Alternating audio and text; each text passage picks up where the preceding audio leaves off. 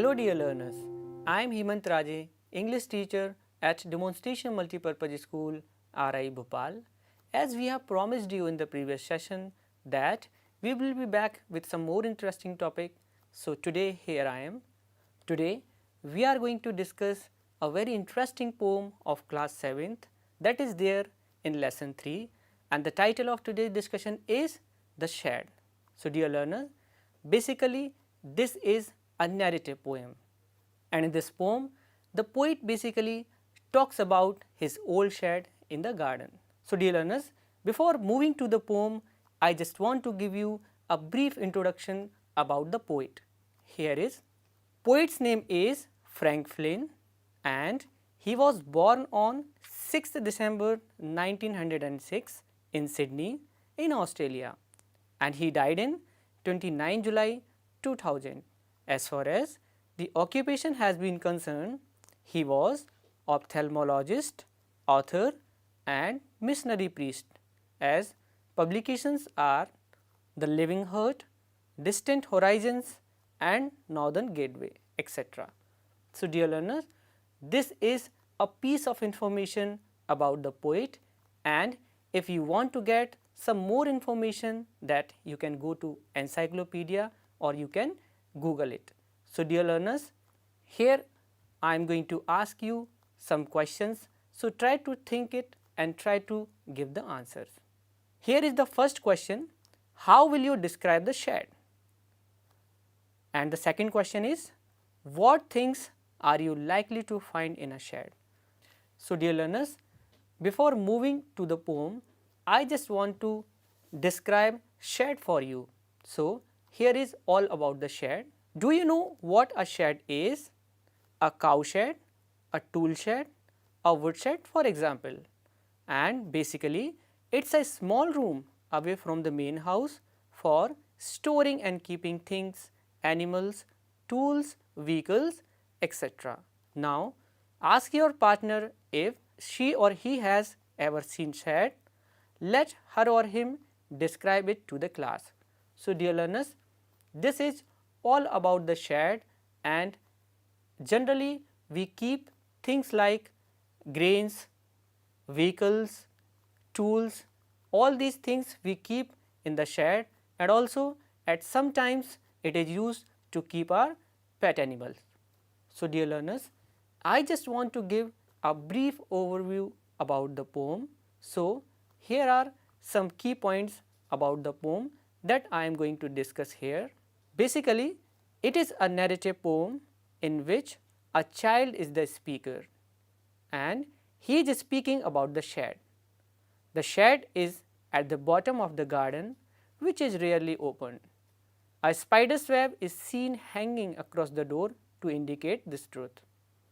The shed has a dusty window with 3 cracked panes of glass. Whenever he passes through the way, he feels that somebody is staring at him. But the poet's brother warns him not to enter the shed, else the ghost will kill him.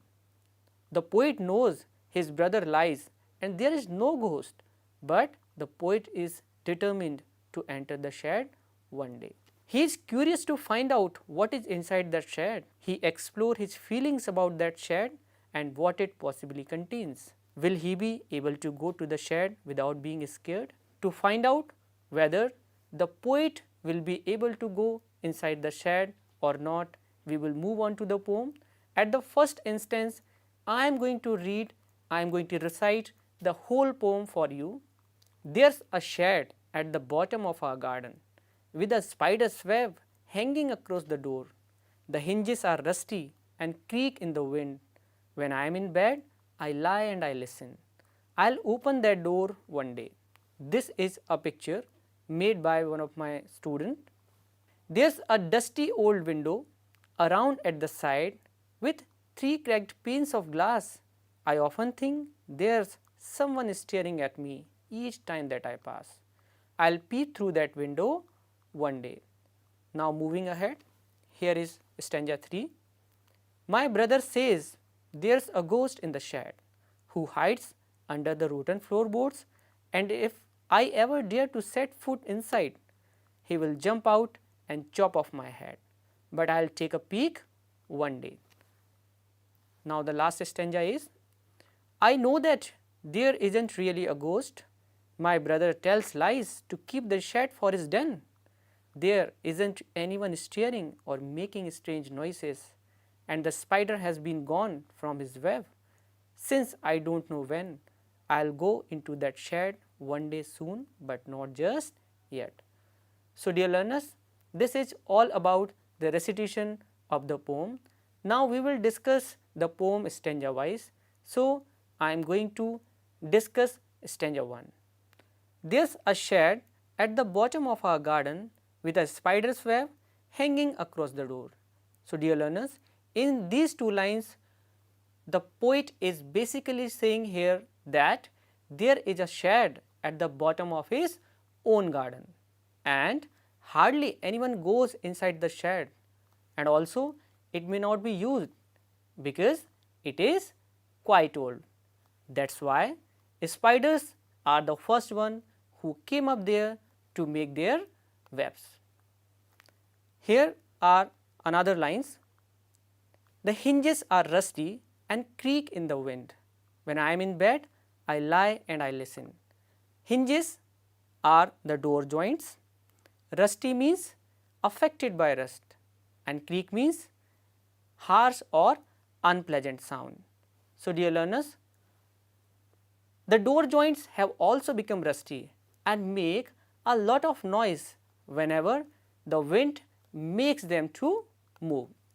So dear learners, here are some other lines that we are going to discuss here. I'll open that door one day. In the last line, he is gathering enough courage to go inside the shed. So dear learners, you can see in this stanza, the poet describes about an old shed where he wants to go to know its mystery. Now moving ahead, here is second stanza that we are going to discuss here. There's a dusty old window around at the side with 3 cracked panes of glass. Now in these lines, the poet is saying that there is a window in the shed with 3 broken panes of glass which are fully covered with dust. And we have the third line, I often think there's someone staring at me each time that I pass. So dear learners, here the poet says that whenever he tries to go outside towards the shed, he feels like someone is watching him cautiously from that shed. Now here is the last line, I'll peep through that window one day. And here in this line, he is saying that though he is feeling scared, but he is fully determined to go to the window and look through it.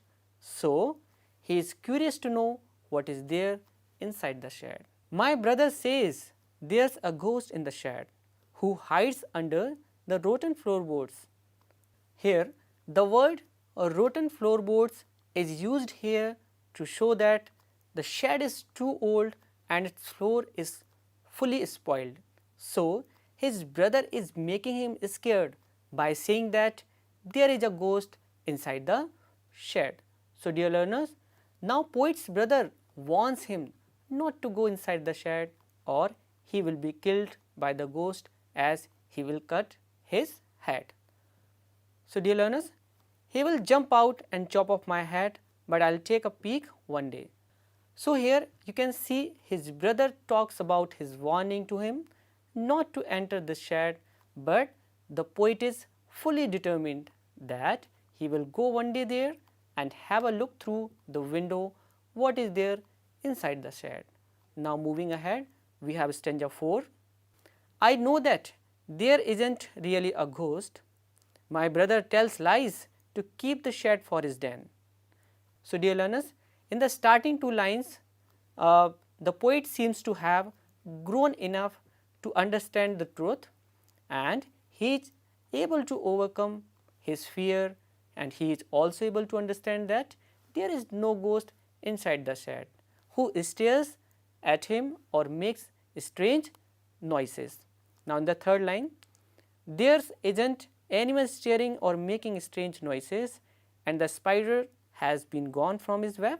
Now dear learners, the spider too is no longer there, as he feels his brother is only making fake stories about the shed so that no one can enter in this shed and he can use this shed for his own purpose. So dear learners, I will go into that shed one day soon. So the poet is fully determined and he says that he would be able to go inside the shed very soon. However, he says that this can't happen immediately. He says that he will go over there surely, but not just now. So dear learners, I am going to discuss here some characteristics of narrative poems. So here are: a narrative poem tells a story and it can be long or short. Some narrative poems use rhyming words and some do not, and it includes author's thoughts and feelings. So dear learners, first we will discuss about rhyming words. Rhyming words are the group of words which have same ending sound, like bad, sad or red. So these are some rhyming words. So dear learners, here we are going to discuss story elements, and here is the first element, that is characters. There are two characters in this poem, and the first one is the poet and the second one is his brother. Now moving ahead, settings. Now if we talk about the setting, setting is basically a place where poem takes place. So dear learners, we have seen in the poem that the whole poem takes place in the garden and there is a shed that is there in the garden. So this is all about the setting.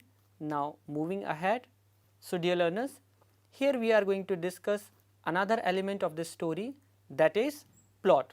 Now you see, plot is basically a storyline around which whole poem revolves. So you can see there is a shed in the poet's garden which is abandoned.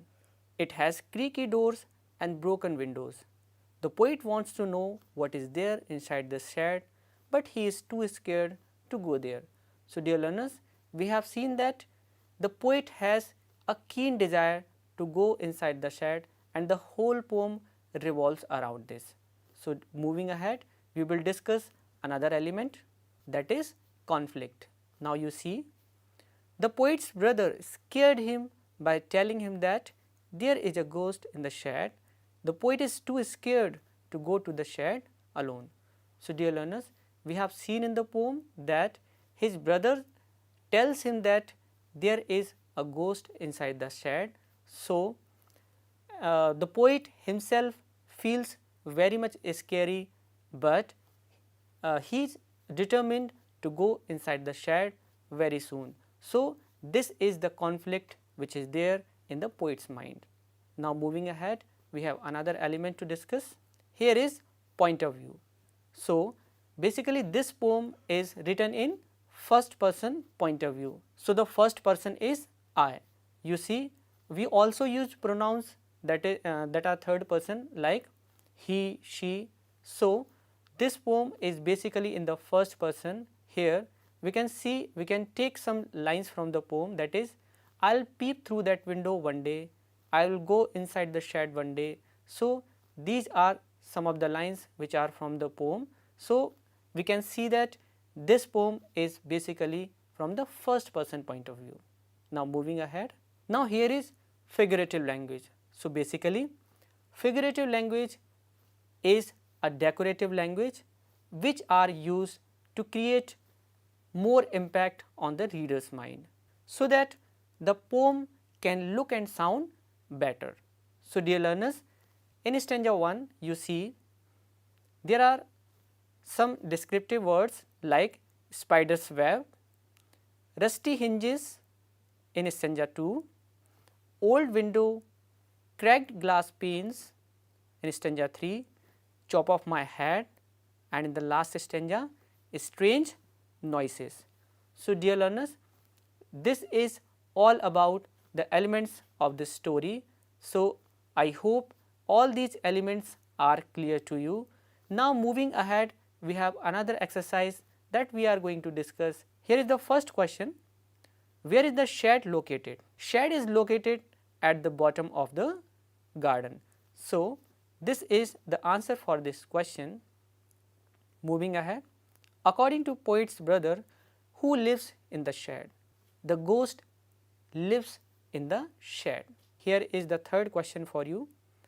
What does the poet hear when he is in bed? The poet hears the creaking sound of the door when he is in bed. Here is the fourth question. Where does the ghost hide himself? The ghost hides himself under the rotten floorboards. Now moving ahead, who is the speaker in the poem? The poet is the speaker in the poem. So dear learners, we are going to discuss question 6 here. Is he afraid or curious or both? He is both afraid and at the same time he is curious also. The last question for you, what is he planning to do soon? Now the answer is, he is planning to look into the shed soon.